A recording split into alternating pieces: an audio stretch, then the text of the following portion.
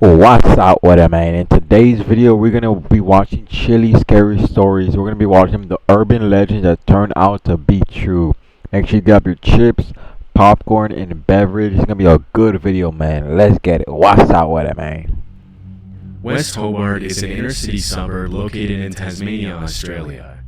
Over the years, dozens of allegations of supposed hauntings, ghost apparitions, and other paranormal activity have been made by tourists and residents of West Hobart.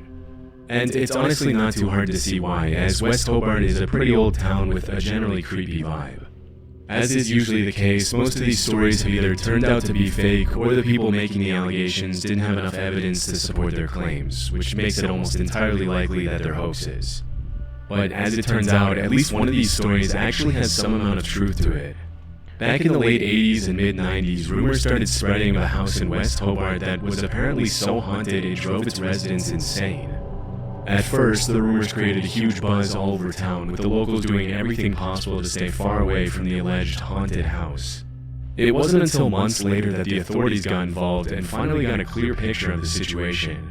While it was true that the house's residents appeared to be going insane, it didn't have anything to do with paranormal activity, but with the fact that a datura vine had been growing through the trees directly above the home and dropping leaves into the family's rainwater tank. For a long time, the family had been inadvertently consuming microdoses of the plant every single day, which made them slowly but surely start to lose their sanity as they sank further and further into the hell? In case you've never heard of it, datura is a No wonder they're going crazy. They're eating fucking plants. What the hell? species of plant. It's not. Has nothing to do with paranormal. Going crazy, you gotta eat plants and shit. What the fuck? Within the nightshade family, also known as Jimson weed, the What's going on devil's here? weed, or devil's trumpet, and you'll see why in a second.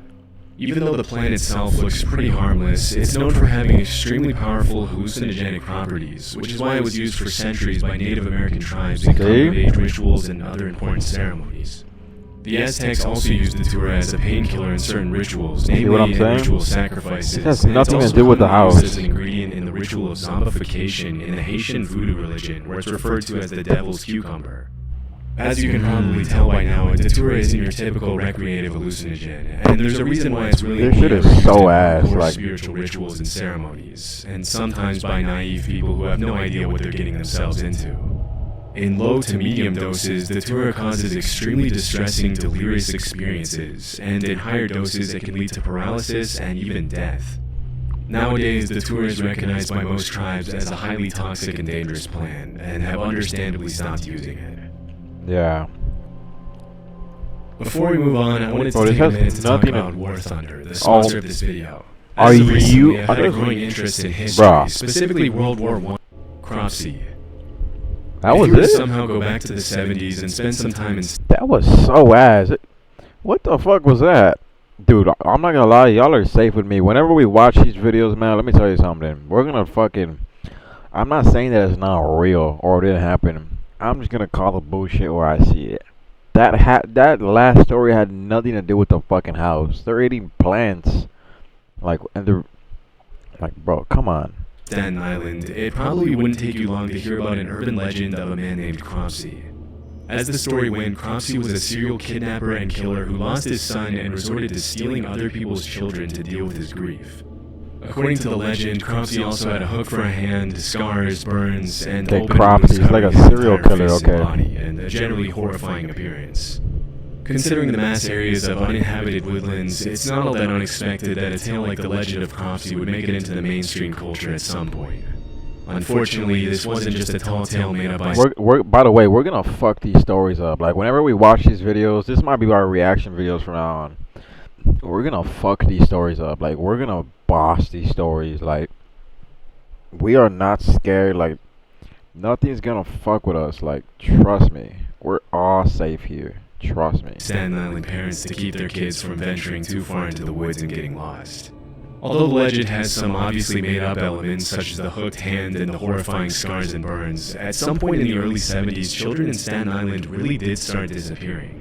That's when the line between legend and reality started to blur, and the story of the real Cropsey immediately replaced the urban legend. This is the real story. Andre Rand was a man from Manhattan who was born in 1944 and moved to Staten Island in the late 60s. After working for 2 years at the infamously brutal Willowbrook State School for Children with Disabilities, Rand was arrested in 1969 and served over a year in prison for the attempted attack of a 9-year-old girl. As soon as he was released 16 months later, reports started cropping up of more little girls disappearing all over Staten Island, including 5-year-old Alice Pereira, who was playing in her building's lobby when she suddenly disappeared without a trace. Over the next decade, Rand... See, now it's like, see, the AI and all that, like, people, like, I don't know, like, it could be good, it could be bad, because back then, you gotta think about it, there's nothing that you could use to find people. There's nothing of that. Like, that's why serial killers are so famous back then, because, like, think about it, like, just think about it real quick. Imagine you have no phone, imagine there's no cameras anywhere. Like, you can pretty much just do anything, you know what I'm saying? So, man, this, I don't know about the technology and how it's going, but it's way more, I feel like it's a little bit safer nowadays. Like, people, like, think more clearly. They're like, oh, okay, like, maybe the phone is gonna like, it's a little bit more, like, clear. Like, okay, like, maybe let me think about this, you know what I'm saying? So, you know, back then though, like, imagine just having no phone. Like, it's crazy, man. So, and was the prime suspect in the disappearances and deaths of several other young girls in the area. But it wasn't until 1983 when he picked up 11 kids from a local YMCA and brought them fast food before taking them to the airport that he was finally arrested and sentenced to 10 months in prison again. Throughout the 70s and 80s, dozens of young kids disappeared instead. So he took 10 children and he got 10 months in prison? Is that little or a lot? Let me know. I feel like that might be a little low for our, you know what I'm saying? So what you're telling me is I could go take 10 kids right now. I'm only gonna get 10 months. That's not even a fucking year. We gotta be more fierce with this shit, man. Whenever this shit happens, we gotta put our fucking foot down. You know what I'm saying? So, Staten Island, and although Rand was often the last person to be seen with them, there was ultimately never enough evidence to put him away for a long time. For many years, he would often be seen hanging around young kids, going on walks with them, and even taking them to lunch and dinner with him in local restaurants. After years of letting him walk the streets as a free man, police would finally have a breakthrough in the case in 1987 when they found undeniable evidence that Rand had been behind the disappearance and murder of Jennifer Schweiger, a 12-year-old girl with Down syndrome. In 1988, he was sentenced to 25 years to life, and while he was behind bars, more and more... There we fucking go. Now we're talking. 25 years for that shit? Now we're fucking talking. Evidence was found that tied him to several other disappearances in Staten Island in the 70s and 80s. Unfortunately, he was only charged with one additional major crime in 2004, which was the kidnapping of Holly Ann Hughes, thanks to which he will spend the next 13 years behind bars until 2037. If he lives that long, he'll be 93 by the time he gets out. I mean, he'll be fucking dead, I think. The Maine Hermit. The Kennebec Valley is one of the most beautiful regions in Maine. By the way, when we watch these videos, don't trip. Like, we're completely safe in this area. We are completely safe. When we watch these videos, nobody gets scared. Like, this shit's just, man, we're safe. Over 5,000 square miles of forests, rolling hills, and natural paradise surrounding the Kennebec River. Many cabin owners of the North Pond area in the Kennebec Valley have described the area as the most peaceful place on Earth. But it hasn't always been that way. All throughout the 80s, 90s, and early 2000s, there were reports of over 1,000 break-ins in the North Pond cabins. For decades, nobody knew who was responsible for the thefts, especially since they were always carried out when... So you're telling me people are breaking in, someone's breaking in 1,000? Did I hear that correctly? 1,000 break-ins, right? And you're telling me you can't fucking find, you can't put up...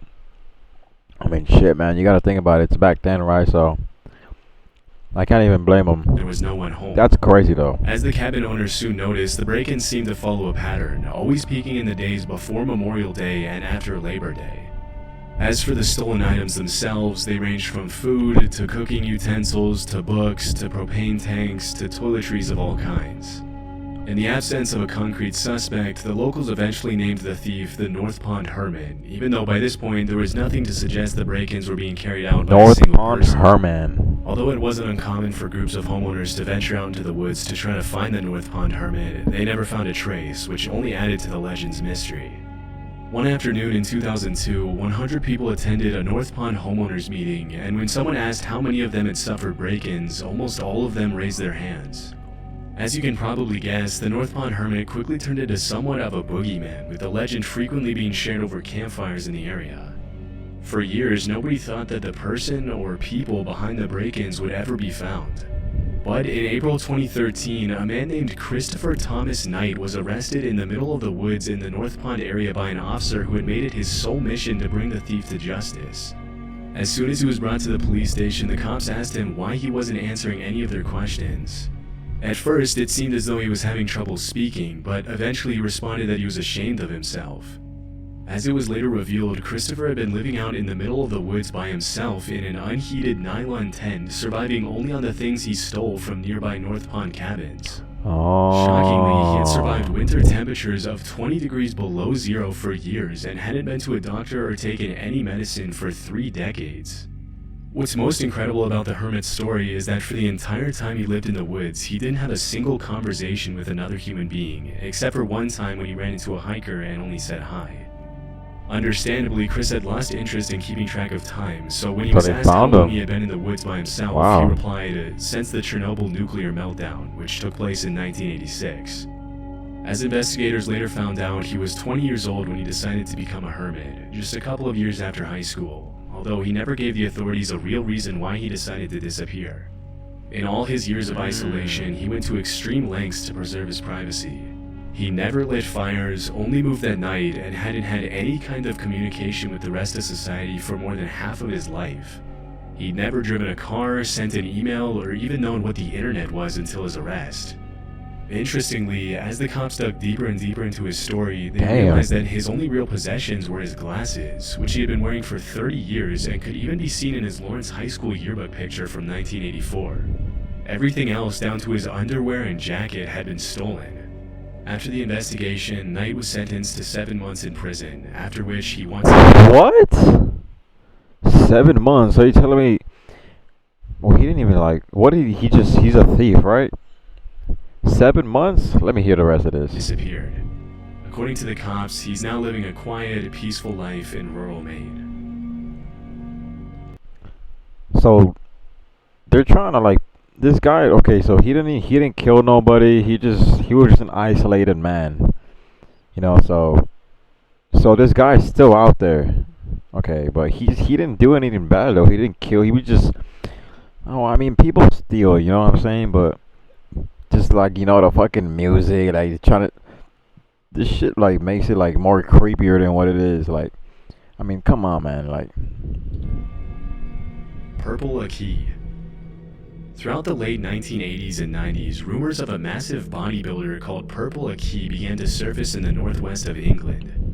According to the allegations, Purple Aki would supposedly walk the streets of Liverpool hunting down young muscular men and rugby players and oddly ask them if he would let them feel their muscles.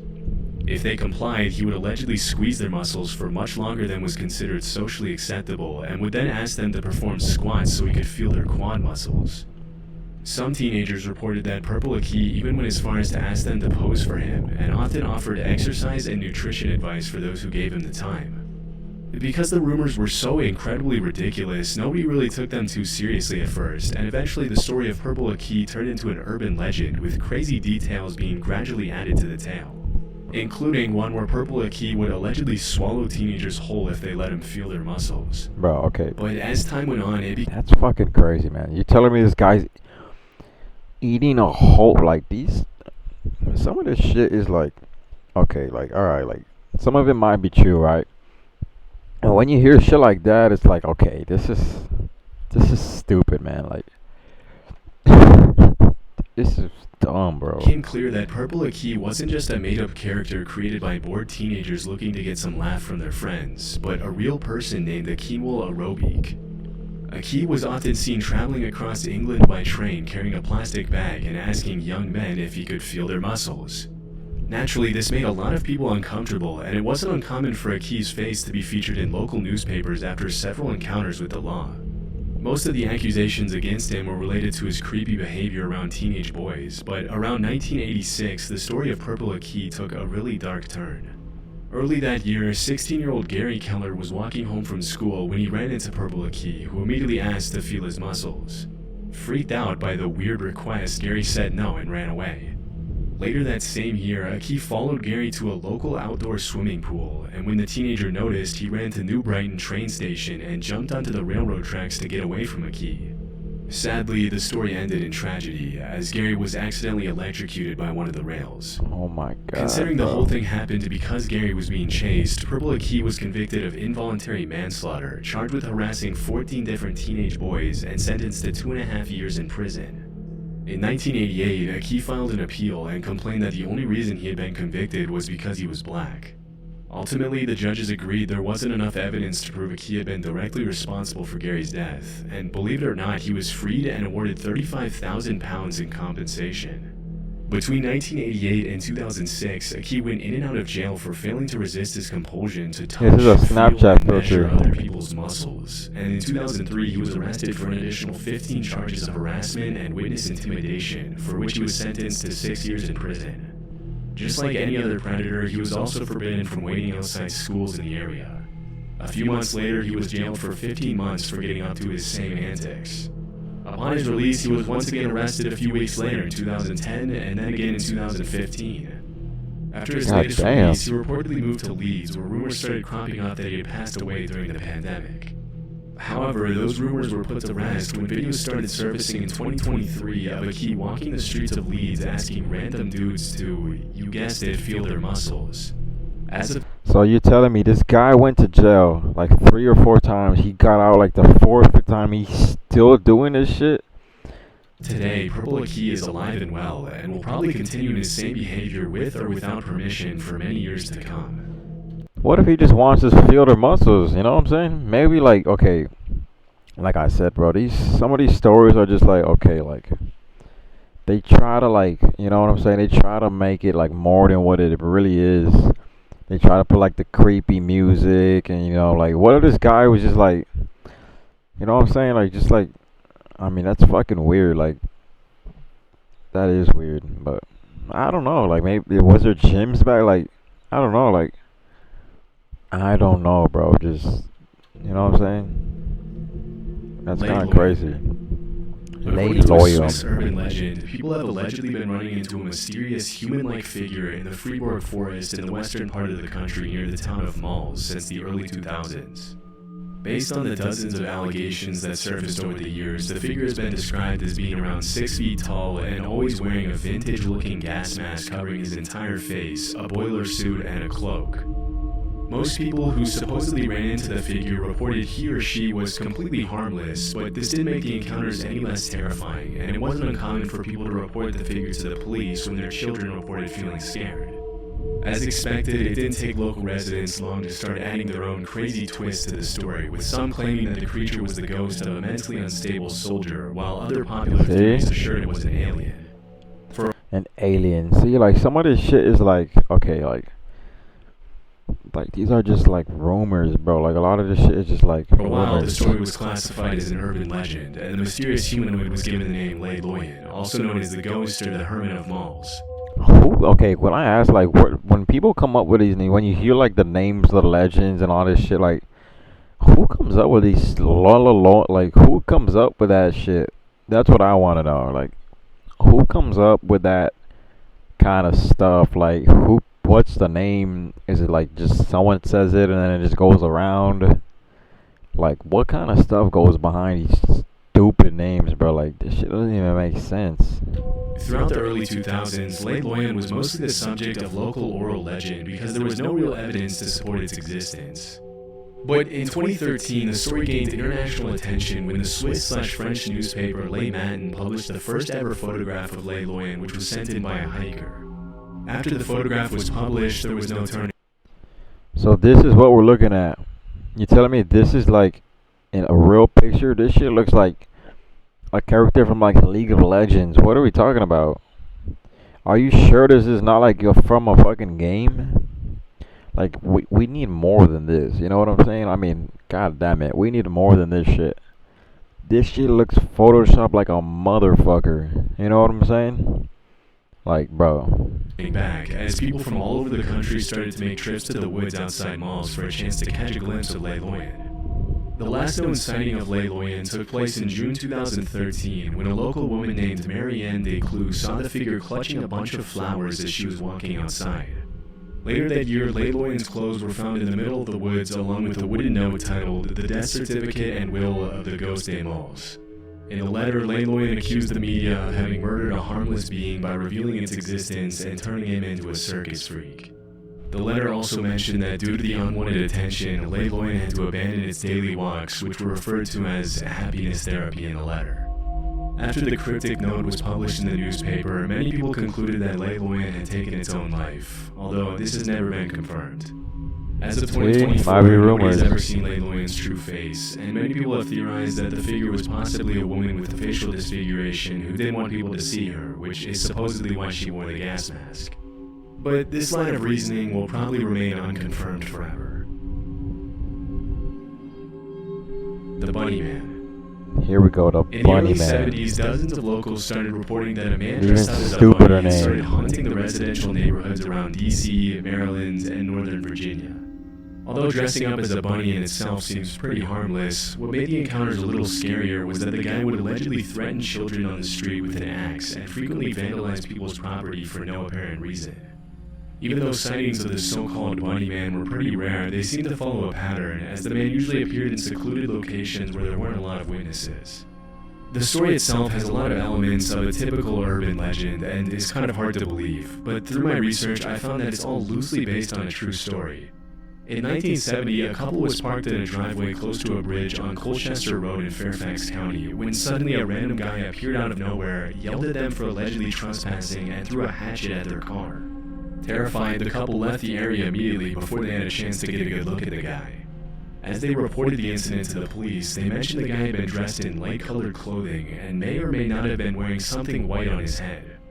Although the couple never mentioned anything about a bunny in their statement, as soon as the story hit the news, people started See, where's the bunny? Like, claiming that the hatchet thrower had been wearing bunny ears. Pretty soon, rumors of a man in a bunny suit threatening kids in the woods with a hatchet started. so we got a man in a bunny suit throwing axes. Okay, this is... started surfacing all over the DMV area, and as the years went by, the stories got wilder and harder to believe. Over time, the legend of the Bunny Man has become pretty mainstream. So this is the guy. I'm assuming this shit looks like the fucking Walmart. You know what I'm saying? This shit looks like a Walmart suit or what the fuck am I looking at? Like, he clearly has another mask underneath, so it's not even like he's a ski mask and a bunny. I mean, that shit looks ugly as shit. I can't even lie. The That bridge on looks Colchester so Road ugly. even being renamed as Bunny Man Bridge. As of the uploading of this video, the legend has now been standardized and goes something like this. In 1904, there was allegedly an asylum close to the bridge on Colchester Road. As soon as it was built, a bunch of Fairfax County residents started complaining about the idea of having an asylum full of mental patients so close to their homes, so the authorities supposedly put all the patients in a bus and transferred them to a nearby prison. But on the way to the prison, the bus crashed and all the patients escaped. As the story goes, a few hours later the cops had successfully located and brought back all the patients except for one guy by the name of Douglas Griffin. This is where the legend gets a little weird. Allegedly, the fugitive patient hid in the woods from the authorities for weeks. As the days went by and the cops did everything to find him, rabbit corpses started to appear in the middle of the woods, which led everyone to believe Douglas was eating bunnies to stay alive. Then, one Halloween night, a group of kids were hanging out near the bridge on Colchester Road when they suddenly saw a blue orb flashing in midair. A second later, they were all strung up like bunnies hanging from the bridge. As the legend goes, if you go to Bunny Man Bridge on Halloween night at midnight, the same thing will happen to you. So here we go. This is one of those things where, like, if you go there, like, this is gonna, bro, this is... Obviously, none of this is true, but it just goes to show how much of an... Exactly. None of this, like, this is stupid. Like, why even just say stuff like... I don't understand. This is fucking... impact the story of the Bunny Man has had on mainstream Virginia, DC, and Maryland culture. This is clearly someone just dressing up. Like, look how many cars there are behind them. There's somebody with them. Like, this is obviously not the fucking Bunny Man. Whoever the guy he's talking about. I don't know what's going on with this. Nowadays, there's even Bunnyman t-shirts, a Bunnyman horror movie franchise, Bunnyman beer, and everything in between. Needless to say, the area surrounding the railroad overpass near Fairfax Station is now a major attraction for both tourists and locals alike, and will probably remain The Bunny Man. This is that way for many years. This is dumb, man. If y'all enjoyed this video, man, make sure you liked, comment, and subscribe. And I'll see y'all boys in the next video, man. What's up with it, man?